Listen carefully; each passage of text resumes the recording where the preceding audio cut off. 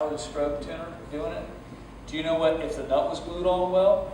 Most nuts are made out of the same thing you hook your toilet to your septic tank with. Does that sound like a good idea to everybody? Most guitars are over 12% water, but they should be 7% water. Does that sound like a good idea to everybody? You can't tell that. Can you tell whether the tuning pegs are going to wear out in a year? Do you have any idea how much the bridge is either deadening or not deadening the strings? Are the pickups going to squeal at really high volume? I mean, there's a million things you just don't have. And you don't know how much plasticizers are in that paint. You don't know how much that paint's going to dry over a period of time. You don't know if that paint's going to peel off. You don't know if you're going to love that guitar in 4 years. You don't know a lot of things. This guitar has been with you how long?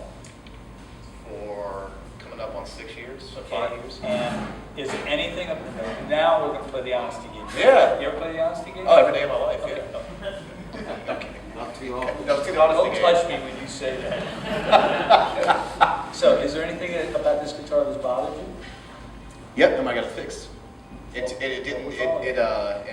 takes me time to figure out what I like or what I don't like. And about 4 years in, because I got another guitar with different frets, I found that in the upper register, I was like kind of weird about the frets. I still played it well. It still was my best sounding guitar, but I was like, so I set it in. You guys sanded it down to the exact size of the frets on the Paisley, Yeah. and that's the And then you're happy. yeah. But it took me. Now it wasn't that I was like I played the guitar and went, ugh, this is no. I mean I toured the world with it. I recorded records with it. This was just like literally you would call it a 0.10 percentile adjustment. I mean it's not like it. That's the honest answer. Like it's fine now, but it took me 3 or 4 years to figure out like you know. So, there's this guy walking by, me and my wife, Animal House. That's right when she says, Dean Wormer, get your hand off my ass. Did you know there's 2 versions of Animal House? There's an R version and a PG version. There's 2 versions of the movie. I've seen both. In the PG version, you're going, that wasn't in the movie I saw. When he's going along with the ladder, that don't happen. In the PG version, he says, Dean Wormer, get your hand off my butt. I went, that didn't happen. Anyway, I digress. This guy in the Atlanta airport is walking by with an acoustic guitar in his hands and no case, a nylon string. I said, my wife Paige, I said, that's the problem right there. She said, what are you talking about? I said, what's he gonna do when that guitar breaks? She said, he's gonna throw it away. I said, what do you do with a microwave when it breaks? You throw it away. What do you do with a TV sitting down when it breaks? You throw it away. We're in a throwaway world. Do you think a Stradivari violin's thrown away? No, it goes to the repair shop. It does what his. I don't want to make guitars that are throwaway. I want to make guitars that you have to find a really good guitar doctor, a repairman, and in which the guitar is in the shop when it needs to be. A really good guitar doesn't have to go to the shop. I mean, once every 4 or 5 years. Mm-hmm. I had a guitar, there was something wrong with it. I couldn't find it. I had it in the shop 10 times till I found the problem. And I finally found the problem. What was it? It was the tuning pegs of all weird things. The tuning pegs were clamping down too much. If you put 6 bolts in the headstock of the guitar and you tighten them really tight, it's going to stop all the vibration. Yeah. Really counts that. On these old guitars, it was a worm and a gear and 2 pieces of metal like a clousson holding it in place, Yeah. and there was no screw through the piece of plastic on the outside, and there was no screw holding it down this way like a Grover. Mm-hmm. And so when you take an old Les Paul and you put Grovers on it, you put 6 clamps this way and 6 clamps this way, 12 clamps on the headstock.